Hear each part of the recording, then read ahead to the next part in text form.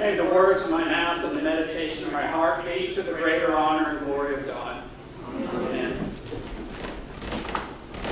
So I want to tell a couple stories and get you thinking before I jump into this readings, especially the gospel reading. I want you to think back, if you can, to when you first learned how to ride a bicycle.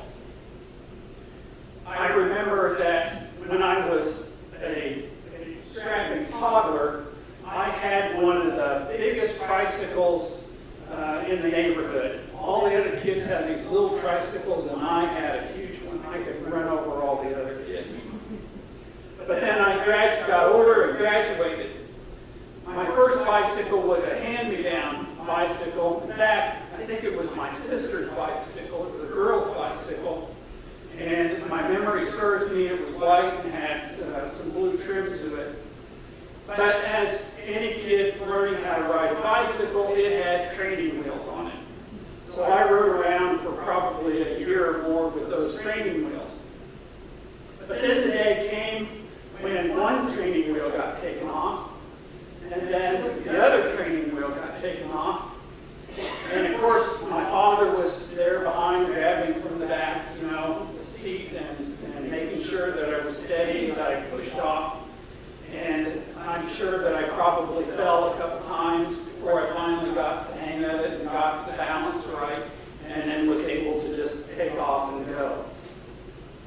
So that's the first image that I want to put out there.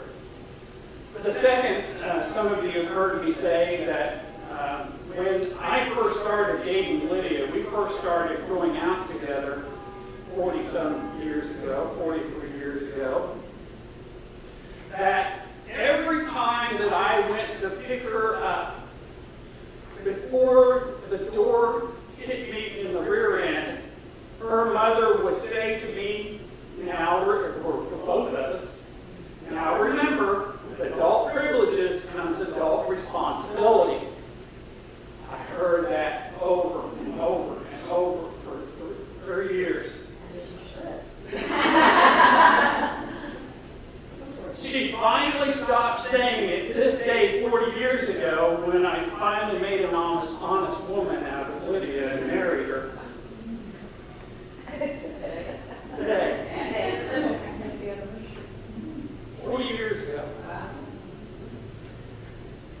Last week's gospel, Jesus took his disciples aside and said, I am sending you out. I am all the authority that I have from God, I am giving to you. You have seen me go about healing people, teaching, and casting out demons. You are going to go out now, and you are going to do that. In a sense, what Jesus is finally doing is he's taking the training wheels off of the disciples and giving them a shove and saying, go, start writing, start doing what I have instructed you to do. Isn't it awesome to think about having that kind of power from Jesus? To be given that power to go out and proclaim the good news, not only proclaim it, but to heal lepers, heal people with various diseases, and to cast demons out of people. There are some people I wish I could do that too. This is the adult privilege that Jesus is giving to those disciples. But yet in today's gospel is a continuation. This is where the other shoe drops. This is the adult responsibility that goes with that adult privileges. Then he starts to say to his disciples, you will be persecuted for what you say and what you do in my name. There is a cost that comes with that. But 3 times in this gospel reading, Jesus says, do not fear. Jesus says, you will be persecuted and you will be put to death. Why would you not be totally frightened to go out and do those things? But in a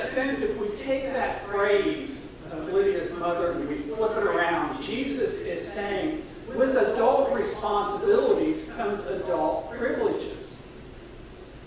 Yes, the cost of discipleship is great. You're going to be persecuted, you're going to be thrown in jail, you may even die. But the reward is greater. The reward is greater. Now, Jesus does say that there is something to be feared. And he says, there is one who can destroy both body and soul in hell.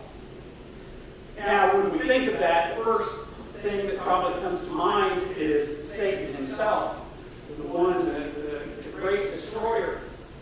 But Satan has no power aside from God. It is God and the judgment seat of God that we should fear. Fear the Lord. That is the beginning of wisdom. That's what we're told. Being saved, know that we are saved in Jesus Christ, means that we should go out into this world without any fear whatsoever. But one of our greatest sins is gathering in a building on a Sunday morning, worshiping and praising God, and yet going out of this building into the world the rest of the week and fearing being persecuted, fearing being ashamed of proclaiming Jesus Christ and what the world may have to say about us Christians. The Apostle Paul says, consider yourselves dead to sin and alive to God in Jesus Christ. Go out and be fearless in the world. This is a short sermon, and I would just say that if you are a Christian who still has your training wheels on, let Jesus take off those training wheels and go forth. And you might find that Jesus will put you on such a wonderful path of discipleship, you'll never want to go back any other